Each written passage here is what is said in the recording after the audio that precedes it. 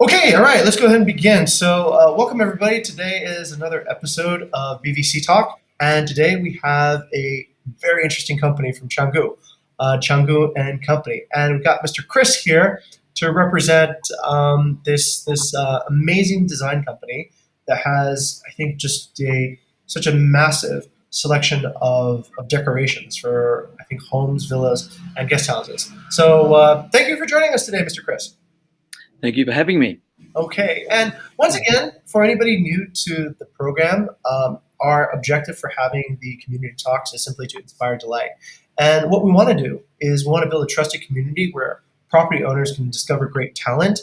We want to invite trusted industry professionals that have a proven track record and established businesses in the region to participate in this community. And I, as the moderator, will ask questions on behalf of owners that owners might want to know if they're making decisions whether or not to um, purchase services. So we'll first go into introductions, myself and also our guest today, and then we'll have an in-depth discussion about Canggu and Company, their portfolio and their services, and we'll finally end with some closing statements.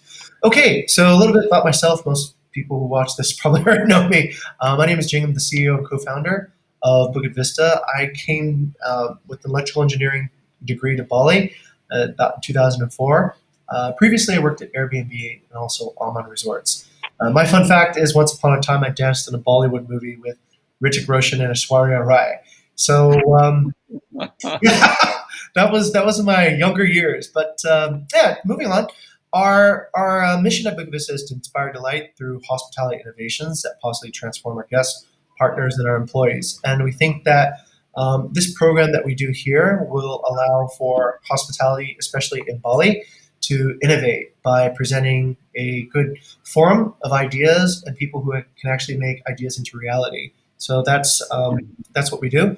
And I'll turn it over to Chris today, and maybe you can tell us a little bit about your company, Canggu and Co. Thank you, and thank you for that fantastic introduction, and thank you very much for inviting us to be part of the podcast and to getting in contact with property owners and talking about all the different services that we can provide them. So I'm the co-founder of Canggu Co, which is our brand. We have 2 home stores here in Bali, and we provide a range of homeware items and collections that basically cover most of the home decor, furniture, accessories, etc., that you're most likely to find in the style that we would call boho, tribal, tropical, Yes. ethnic, coastal. Yes. We have around about 60 collections. We have 2 retail home stores. We have about 5,000 different SKUs or items that we sell. In addition to being a retailer, we're also a wholesaler, and we provide a number of property-related services to those people who are A, renovating villas, B, building villas, or C, setting up hotels or villa estates. Amazing. And I'm sure I've seen a lot of your products before. Just going through, we're pretty big on Airbnb, and we see a lot of the most popular holiday rentals, vacation rental type properties use exactly this style of furnishing. And may I ask a little bit more about like the history of the boho aesthetic? Like where did it come about, and how did you decide to represent this particular theme of design? Our parent company is Bali Products, and so for around about 10 years, my wife was dealing with overseas buyers I see. who were basically coming to Bali in order to buy items to either resell overseas through homewares retail stores, Mhm. or were property developers. And it became very apparent for us when dealing with a lot of them that what they were offering were lifestyle solutions rather than instead of 4 blank walls. So what they were coming to us and saying was, look, what we want to do is we want to provide our clients, their end customers, with different fit-out solutions and styling solutions that they can choose from in order to be able to support the sale of real estate that they were actually involved in. So, Understood. Okay. as a result of that, we got to know very, very closely the broader tastes and style that globally the world was looking at, all the way from northern Scandinavia, which we would call boho Scandi, Okay. to what is boho, to Okay. what is tropical and what is coastal. And every time that different individuals came in where we would source and buy with them, we would learn a lot about the different styles that they were saying that they could provide to their end customers. So as a result, we got a very good understanding of the type of material, the type of item, and style that item has to be presented in Order for an end customer to be able to purchase that. I get it. I get it. And I just want to say one other thing, that not only is that important, but probably in the last couple of years, there's also been a very strong emphasis on having what we call handmade, and making that item authentic. And then secondly, a very strong focus on sustainability. Of course. So end customers are now looking for, I want a really beautiful place. I want it to be stylish. I want to be able to put that place on Airbnb. I want to get a higher rack rate if I make it look really nice. But I also want to know that this has come and it's providing something back. So we have a very strong focus on sustainability through family community. So a lot of the work that we have is done through artisans and through basic families in communities, whereby whatever we pay doesn't go directly to factories or things like that. It actually goes to banjars here in Bali, who actually distribute it to communities. Families sit down and the money goes directly back to them. So that's what, when we talk about sustainability, that's what we're talking about. And that's a very strong theme that runs through a lot of different places in the world. Having said that, we do get developers that are a little along the Donald Trump line. They don't really care about a lot of that stuff, but what they're looking for is somebody that can actually help with style and talk to them about the type of products which are moving. So with our knowledge of what moves globally, we're able to talk to people in South America, to the US, to Asia, to Australia, to even to Africa, and especially the Middle East, and obviously Europe and Russia.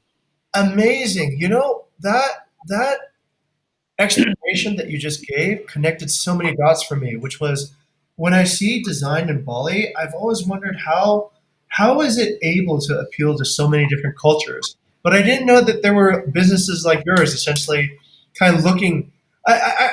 When you started explaining about all these other people coming to source from Bali, I started thinking about, like, if you're working in a print shop, right, and you see essentially all the designs that people are bringing into the print shop, and you have a pretty good idea of essentially what the market wants to eat, what the market wants to like buy or wear, just from that visibility. And from what I understood, that you have a similar visibility, and then to be able to take those designs and then re-express them here in Bali. That okay? Wow, wow. That so I okay. Or I was okay. That's what we do also is sometimes when we get buyers, and we get a lot of buyers that come in. So we do a lot of wholesale. We do a lot of interior design here in Bali, or also what we call fit-out packages. Yes. So we support developers at the pre-sale stage to come up with designs on what it looks like, to actually do show villas,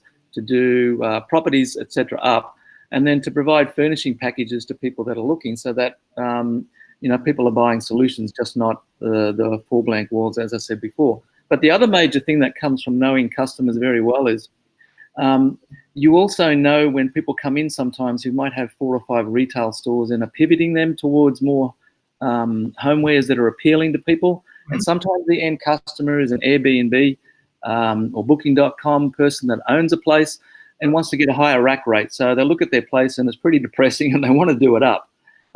But we also know that there are particular geographies where certain things work. So in the Middle East, there's a certain style which needs to go with things, as opposed to people from Scandinavia, which will come through and say, I don't want any shells. I don't want any black through that. I want it a little bit shorter on here. I don't want anything hairy. I don't like banana leaf. All these type of things come into play. And as a result, because we know our customers very well, we're able to support them to make great decisions about what they buy or don't buy. The other services that we also provide are obviously custom. So we do custom design, and we also do white label, meaning that people can actually take our products and just rebrand them under their own name. We also support them with rebranding by providing a Homeware's branding catalog, where they can pick out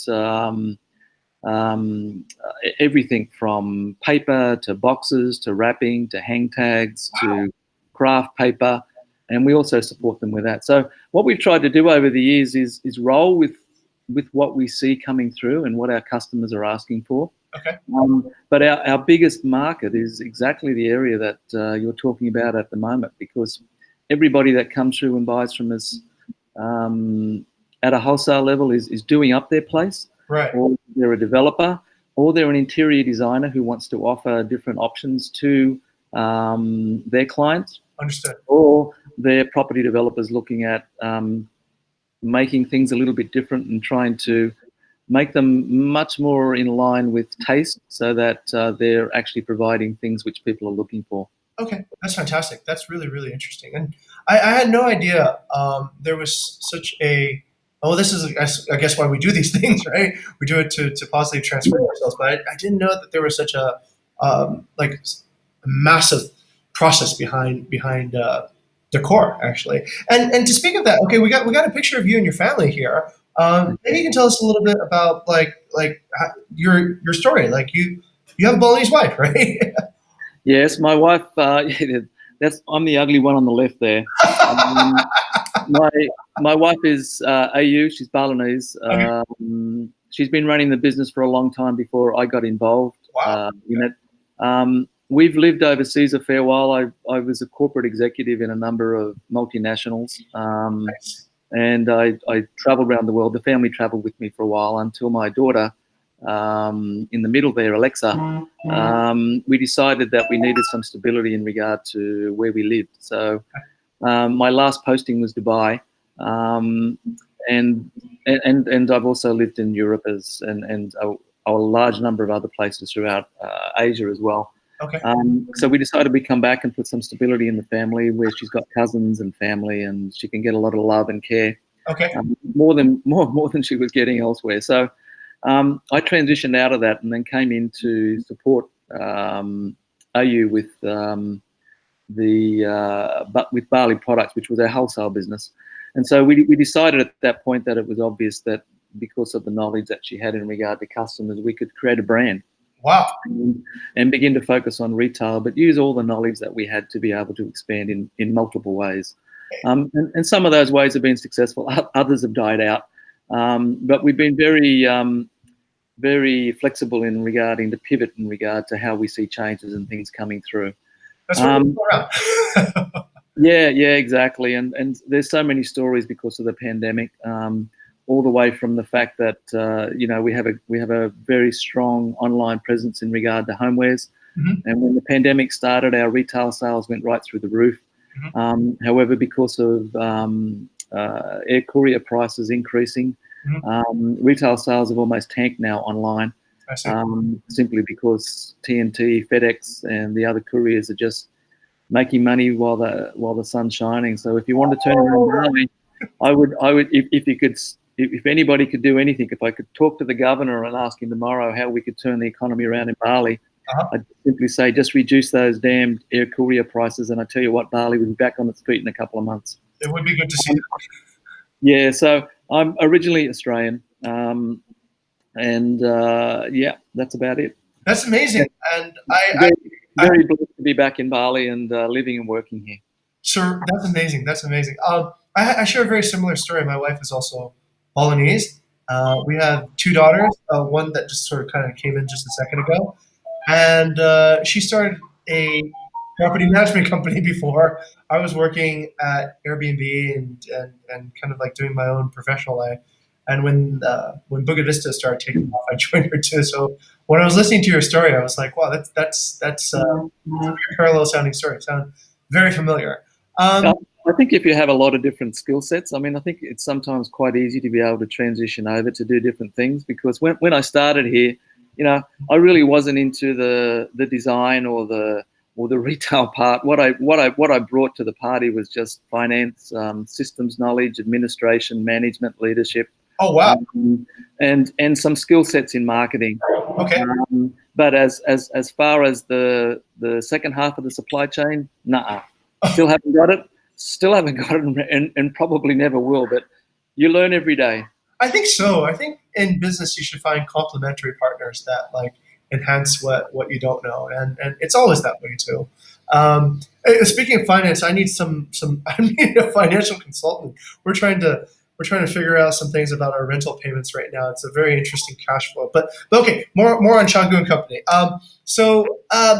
Just before in your introduction about your company, you talked quite a lot about your knowledge of design and how that has influence on value. I think right on the way that you can raise property rentals, people coming to you to look up to spruce up their listings and uh, get more occupancy and rentals.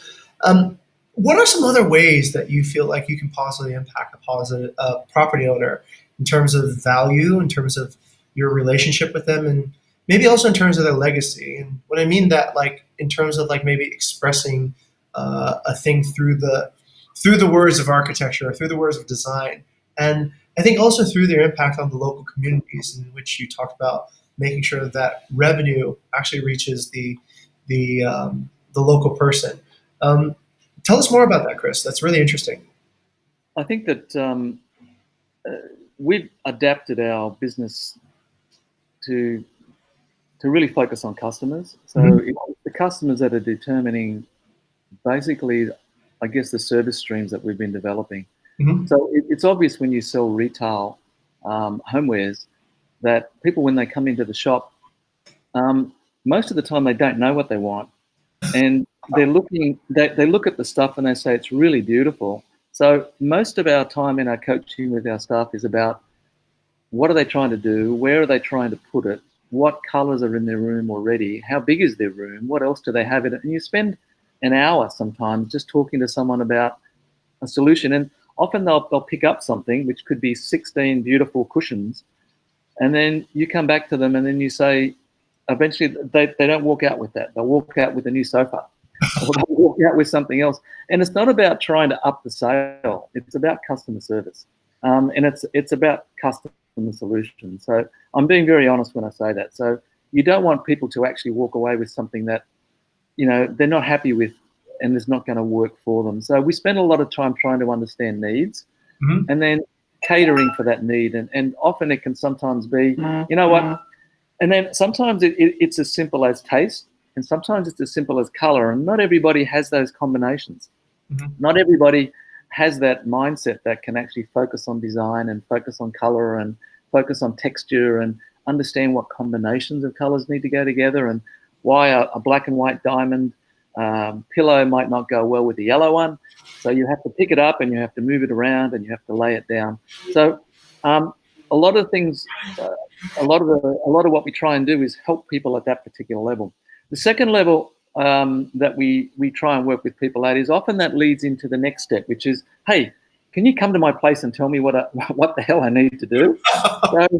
So most of the time we then get invited out because we have a very friendly, open way of talking to them. We then get invited out to go to a villa, and we walk in and they say, hey, what do you think about that? And we do that. So we often end up at places where we then refit out the whole villa, and we talk to people, and it's a relationship basis. It's not about doing anything like trying to sell something which isn't going to work. Of course. And when we do that, we often take a truckload of stuff with us and we play with it with them. Okay. And part of that is educating the individual also to how things look. Now, sometimes people get that and can work well. Others just keep looking at it and saying, yeah, I know you're right.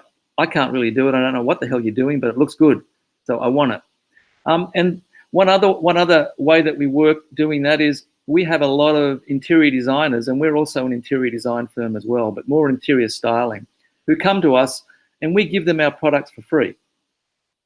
We say, take it, you sign for it, you damage it, you pay for it, but take it, get with your customer on Zoom, show them around the villa that you're doing up, show them the black, show them the grey, show them the light off grey, play with that, and then come back to us and buy it from us.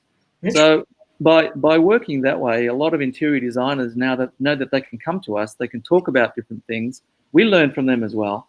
They also say, hey, look, can I take this whole bunch of stuff? I've got a customer that I'm not really sure. She wants yellow, but I think blue's better. We say, go ahead. We don't have an issue with that, because it's all about supporting them to be able to sell to their end customer a solution which that customer is happy with. Got it. And then the other ways in which we've developed our business, as I said, is to work with property developers who come in and then give us plans. And then you move out from the interior to the exterior. And when you talk about themes, it's about large property developers, mainly from Spain, France, Germany, Portugal, Italy, coming here and not only wanting an interior design, but wanting a theme that runs through the whole resort or villa estate that they're doing up. So that's when we step out of the interiors business and we step into the exteriors. So then we take them to a lot of places where they can buy bespoke, beautiful, one-off pieces that can be in the centerpiece of walking into the villa. We then work with them to brand their towels, buy towels, do umbrellas, do sunbeds. We then go into the decking, which they'll put outside. They'll buy materials from us to help with their building, their construction. We'll help them put the different we'll talk to them about the different stones they need to have for an indoor-outdoor shower, et cetera, et cetera. So it's amazing. By working that way, and I'm just talking to you about how I guess we've expanded, and we've followed where our customers tend to be leading, and then we've tended to focus on those particular areas. Understood. The community aspect is, as I said, in Bali, the factories are mainly defined by garments. When you think about people at a machine. But generally in Bali, as well as in Lombok and Java, where we get different materials from because there's different materials available there, the majority is very community-based, very home-based. And so the sustainability for us is to be able to provide incomes back to families in those ways. And that often involves people sitting on the floor, very skilled at what they do, with artisanship passed on from father to son to mother to daughter, dealing with things part-time. Sometimes the dad will come home from driving a taxi, throw off his clothes, jump on the floor and get stuck in with a needle and thread to do stuff. And that's very important for us. We also have our own teams of staff that do things. We do most of our own home textiles in regard to cushions, throws, bed runners. And we also have teams that sew shells and do embellishments, especially when it's custom, and especially when people want something a little bit bigger. They want to have a bag a particular way, et cetera, et cetera. We also work with other companies to provide other things that we don't provide. As I said before, external furniture, external materials, but also things like handbags, sarongs, anything like that. So we also have a lot of interior designers or fashion designers that come and also want to say, hey, I really love this, but I need it a little bit like this. So we're happy to do those things as well. Amazing. I'm trying to put like an envelope around the entire summary, and it sounds almost like you're like a tailor for a villa. So you do the measurements, you kind of like get all the details right so that the property can start shining, and you work with any range of customers from just somebody who's looking to buy a bag to somebody who's looking to outfit like an entire resort. Yeah, when people talk to us, they're looking for a solution. So it's just not a product. So that's what we always talk about. And one of the reasons why we've been very successful is just service. Yeah. And we pride ourselves on our service. So we have a very strong customer service teams. We have emails, web chat. We have so much stuff coming through. It's just not funny, but we always respond as fast as we can. Definitely. And we try and give as much attention as we possibly can. And one of the key things for the Indonesian market we've very much noticed and focused on is the speed of reply. Yeah. And the understanding of the reply. Yeah. So we do that very fast. So we have certain terms that I keep our customer service team focused on in regard to how long we should reply to things. Definitely. And how we reply. And to make it easier, we've probably got about 45 different templates, email templates, which have been carefully thought out to focus on probably the 45 key things that we always get asked. That's hilarious. So those are very strong. And so people read those things. Now, not everybody reads, right. But most of the professionals that we do read. So they read all of that and they come, great. You guys are great. You answered me fast. B, you've given me a lot of information up front. C, I know that I can talk to you at any time. D, you've set up a WhatsApp group for me so I can communicate with the teams, which is what we do as well. I'm just so in love with what I'm getting back from you. So when you start a relationship on that basis, it's easy for us to then say, hey, you know what? Here's our product. This is what comes next. And then people go, yeah, great. I love that. Can I have 50 of those? I want 4 of those. Do you think it's going to work? We just go, let's go and have a look at what you got. Perfect. Perfect. So that's how things work out. I think you've got a pretty good handle on it. Yeah. It doesn't fit into a perfect envelope, but I think it's more about being an entrepreneur and following where your customers are going. I hear you. What you just said there, I started smiling right away about the email templates. Just the other day, we had our inquiry teams that respond to guests who are looking for properties to rent, particularly through Airbnb. But yeah, we developed a similar system. We gave them essentially like, okay, all right, we started naming each case after an animal, right? So this is a person who needs like a swimming pool. So this is like a dolphin case, right? And yeah, that speed of response and the focus on, I think, the customer is, like you just said, it's what every great entrepreneur should be focusing on. And exactly. And for emails, we use Spark, which has great templates as an email client, and it allows our staff to immediately look and scroll down and go, this is an inquiry about to do with a Australian LCL order quote that also needs a little bit of air put in. So there's quite a long email that will go on. Amazing! I just checked. It's a great and then secondly, the other system that we use is obviously Shopify, which has a great back office, and our staff are very up to date on orders, customers, order management, order processing, sales, marketing, and everything's all in one package for them. So it's easy to teach our staff to be able to do a lot of things. And just to get, this is not on the actual podcast, but I'm just curious, what is the size of your operation? It sounds massive. It sounds like in terms of headcount, how many people do you have? We have about 50 staff. Oh wow! Okay, all right then. So, they're scattered through. The pandemic has caused obviously retail in Bali to decline a lot. Decline almost to zero. Yeah. So I've seen that. we've been very fortunate. We've been able to, although our online retail was very strong, our face-to-face retail is completely zero. Yep. But we've been able to pivot our staff into the wholesale area. Wholesale's gone through the roof. Okay. We haven't, and the best thing about that is we haven't had to lay off any staff. We haven't had to cut any wages.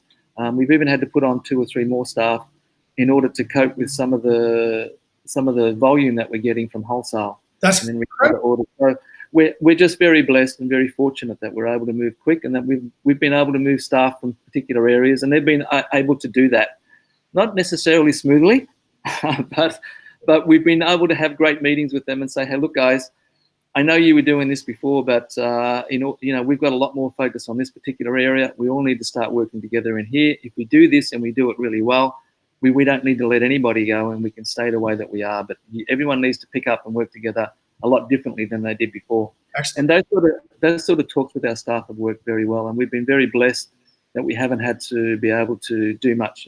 Wholesale volume has just gone through the roof. Shipping costs are cheaper than air. So it's just a matter of trying to steer people from purchasing through air and then having a high abandoned cart rate through to trying to talk to them about, perhaps you need to be buying through one CBM, which is sent to Singapore, or et cetera, et cetera. Understood. So we're doing very well that way. And as I said, we're very blessed and very fortunate. That is very fortunate. I think if you can't go to Bali, then bring Bali to you yourself, right? So Exactly. that might be okay. Next question is, what projects do you really feel like demonstrate your credibility and talent? Like what would you say are like your showcase projects, or the projects that are your clients that you think you're the happiest to tell everyone about? You're probably looking for specific projects, but I to be honest, a lot of our stuff is overseas. Mhm. A lot of things that we do we don't see. We just see them on Airbnb because we often see villas done out with using a lot of our products, and at times we get those photos back. At other times we don't. We just happen to see them, Oh, or we'll be looking through Instagram or Facebook, and we'll see villas for rent or whatever, and we'll go, hey, that's our cushion, or that's our rug down there. right. Now that's not always the case, because we have a lot of competition as well that sell a lot of. But the majority of our largest sales would be to resorts that were done overseas, I see. or to villa developments, and in a lot of cases they're not happy to share anything because they don't want where they got these items to come. So I'm not kidding. So at times we have to sign a lot of NDAs, non-disclosure agreements, as well as exclusivities, which is pretty standard for the property industry for large developers overseas. Because they just come, they look, a couple of containers go. We ship probably over 24 containers a year. We're probably Massive. we're probably we're probably at 32 this year. Oh my But god. when that stuff arrives, it can't have Canggu Co on it. It has to be nothing that's just Anonymous. descriptive that way. So it just goes through our sister company, Bali Products, I see. because they don't want the brand anywhere near it. And as I said, a lot of that's got to do with their competition, saying, "Oh, you got these beautiful umbrellas. Where did you get them from?" Right. And so we have some exclusivity in regard to products, and sometimes in regard to areas, and in regard to time. Okay.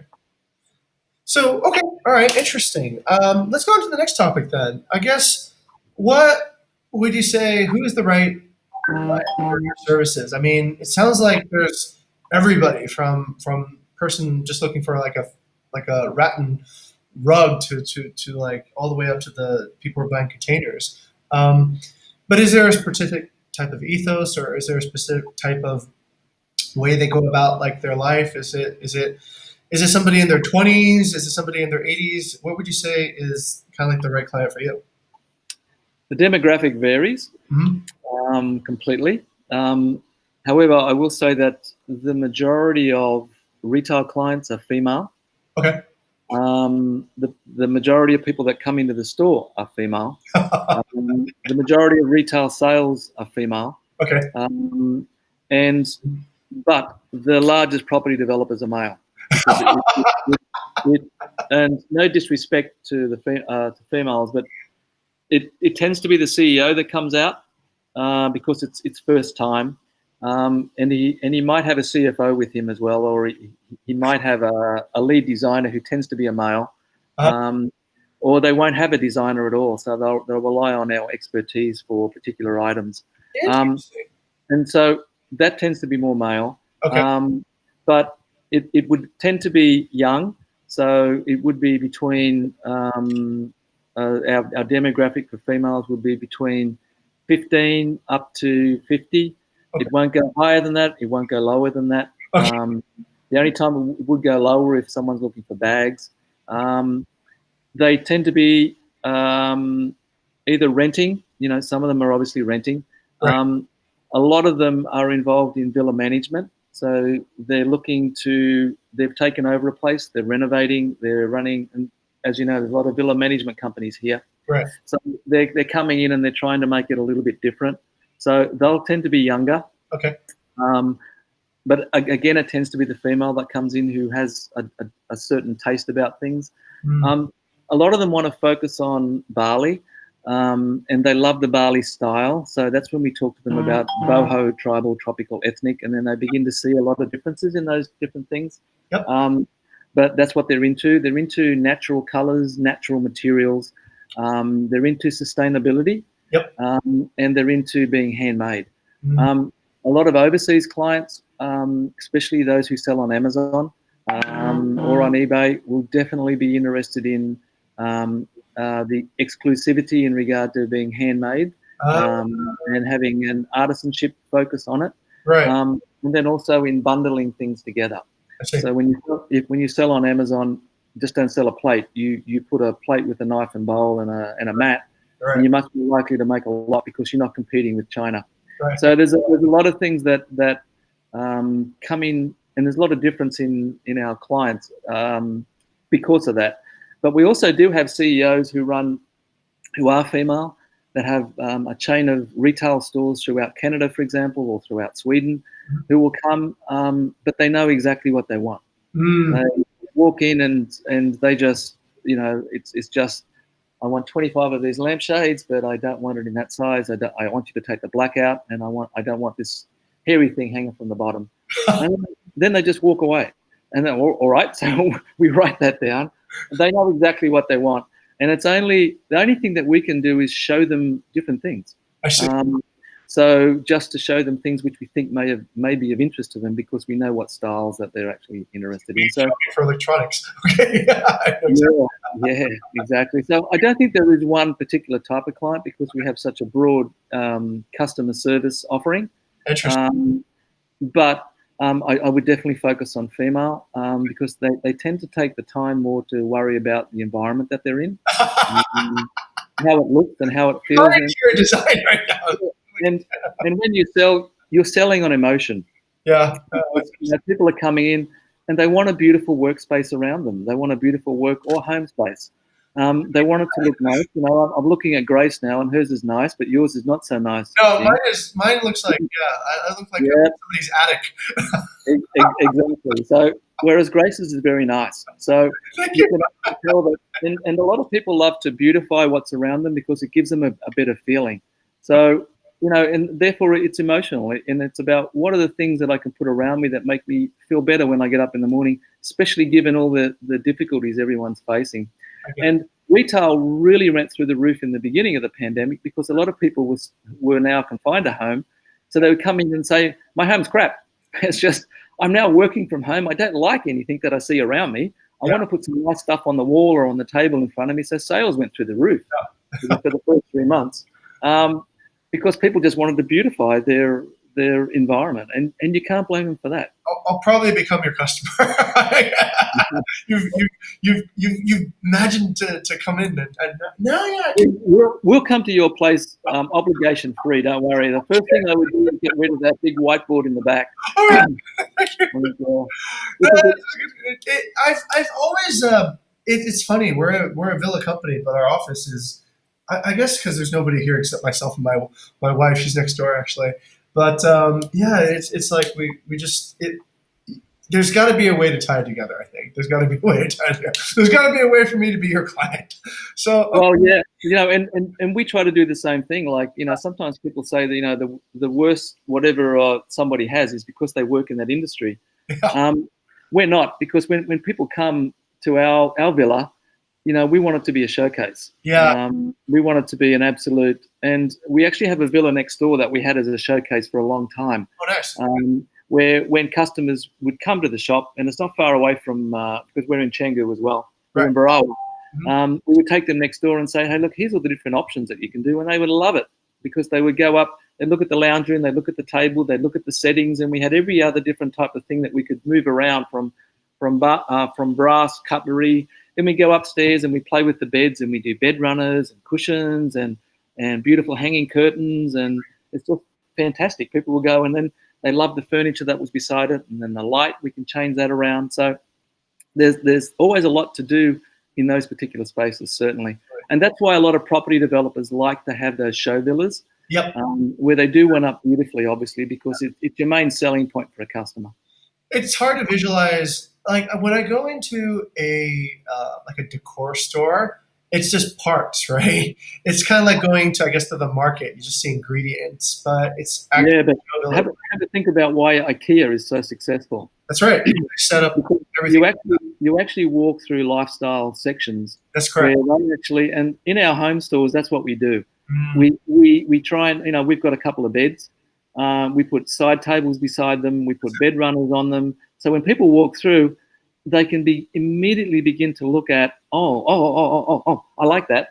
Or imagine that in my house. That's when we grab stuff and they say, I don't like that cushion. Great, let's bring out our 120 different varieties of cushions. What colors do you like? And we play on the bed. So it ends up being a really big mess. So what we do is, and then we also have tables set up. Yep. We also have a sofa set up with cushions that we put on them, and you can throw a rug over that. Once you begin to do more lifestyle sections in your store, Mm-hmm. you're much more likely to be able to engage with someone and then show them different options. That's amazing. It's truly like a tailor. just don't sell product. Okay. Well, having said that, space is a limitation. Of course, everywhere, right? Not everyone has IKEA floor space. That's I wish I did. It's like I think it's like an aircraft hangar there. Well, okay, now we get to the best part. I understand you have different tiers, right? You have retail, you have wholesale, you have corporate.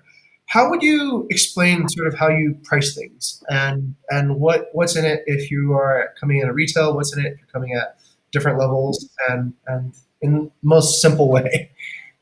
Well, retail, what we do is we have a retail price here in Bali, which is what we call Bali retail. Okay. It's not, and so Bali retail for us is halfway between market. Okay. What you would get in the market versus what you would get if you're in Sydney, Singapore, or San Francisco. Okay, interesting. Very good. Okay. We have our competition would be very large stores similar to us here in Bali. There are a couple. Sure. What amazes me is when I go into those stores and I look at their prices, there's Sydney and Singapore and San Francisco prices, and I don't get it. I honestly don't know why they're putting those prices on. And we're talking Kim Soo, we're talking Bungalow Living, we're talking McCready, we're talking 4 or 5 others. But I know the margins. We know the margins on them, and I can't understand how they can justify those margins. So we get a lot of sales because we keep our prices lower than what you would expect to pay because we don't think that we need to put it there. Right. Secondly, what you get in the market is often negotiable. How much do you want to pay in morning price? But we can't go to market level because often what happens is when we get something made, for example, 150 placemats, when we do quality control on those, we'll reject 50 to 60. Of course. He'll then call his cousin down the market and say, I've got 50, 60, you can take them and sell it for what you can get, and I'll take 20%, right? Right. So when you go to the market, the guy that you're buying it from, you're buying the lowest quality. So that's the number one thing that you notice when you come into our store. The quality is grade 1, and we know the quality on everything. There's generally 3 different grades of quality for everything in Indonesia, right? So we always go grade A. We don't stock grade B or grade C. We reject it. Okay. So when someone says and walks into the store, and it often happens, hey, I got this, and I got this down the market, and it's a beautiful Buddha head, and it's carved, and I got it for 100,000. You guys are selling it for 200,000. Why should I pay your price? We go, okay, let's have a look at it. And then we look at it, and the eye's a bit lower. It's split already. The white is coming off. It's got a crack on one side. It's chipped. We automatically go, you pay for what you got. How much did you pay for this?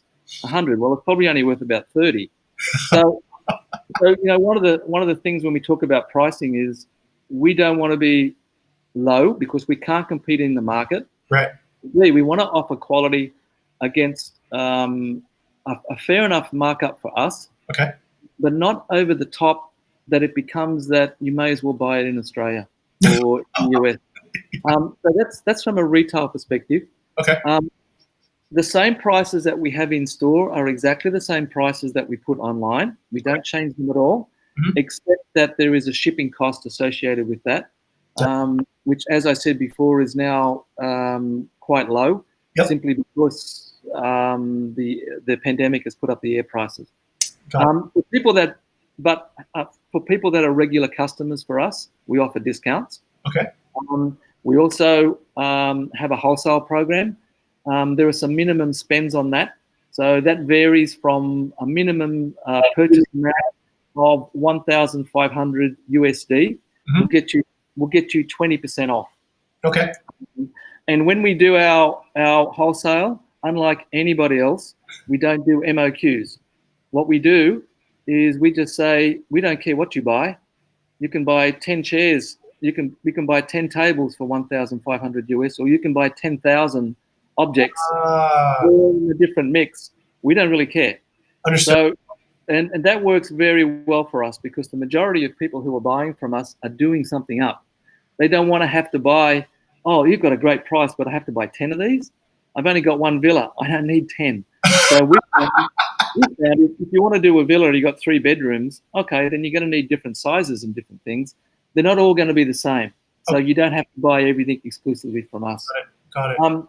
And that works very well for us in targeting our customers, because the majority of them say, thank you, I don't have to buy 50. It also makes us more competitive against China, because China will often say, hey, you want these coconut bowls? You've got to buy 200.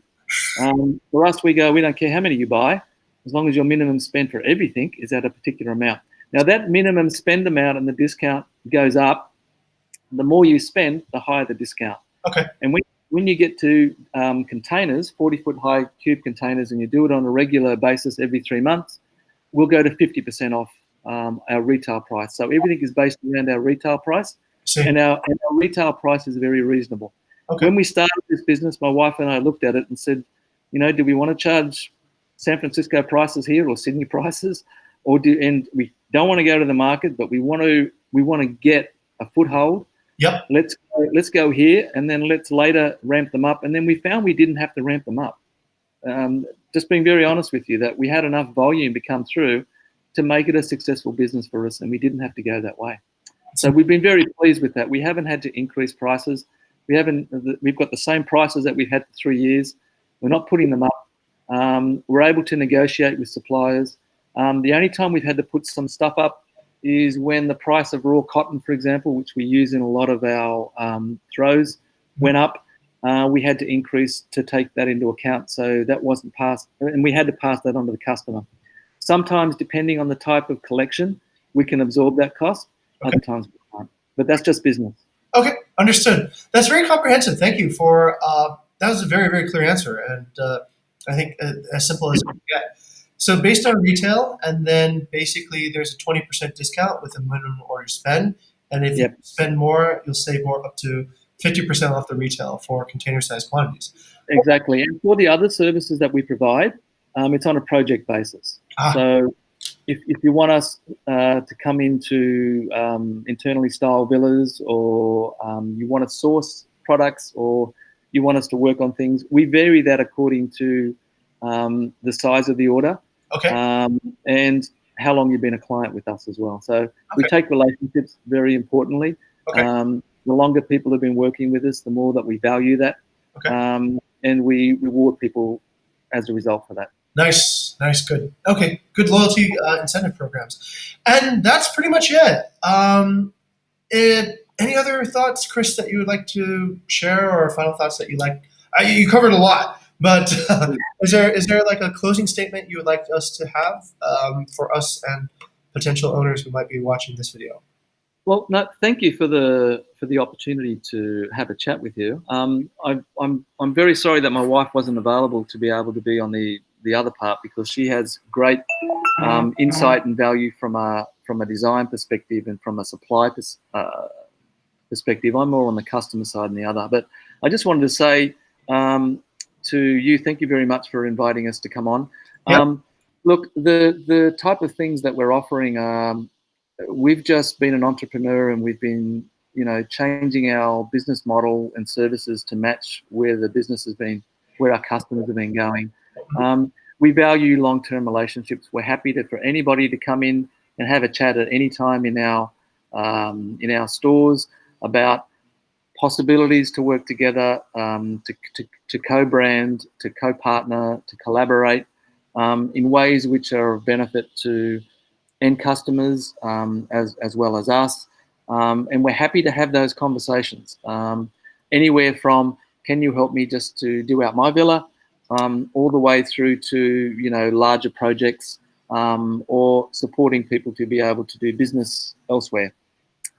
We have a strong focus on helping others do business, because that's why most of our focus has been on interior designers, villa developers, and people renovating. So thank you very much for the opportunity. Thank you very much, Chris. Okay, so that's Chris Conroy and Ayu from Canggu Co. If you're looking to fit out a villa or a resort, or just come in for a quick conversation with a really friendly community member, I think this is a great opportunity. And Chris, I'd like to also thank you and Grace for helping to arrange this interview that we had today. Grace is actually an intern on our marketing team. So I believe this is one of our first community partnerships. And so thank you also, Grace, for making this happen today. That's pretty much it. Okay, thank you very much. I'll wrap it up then. Thank you, guys.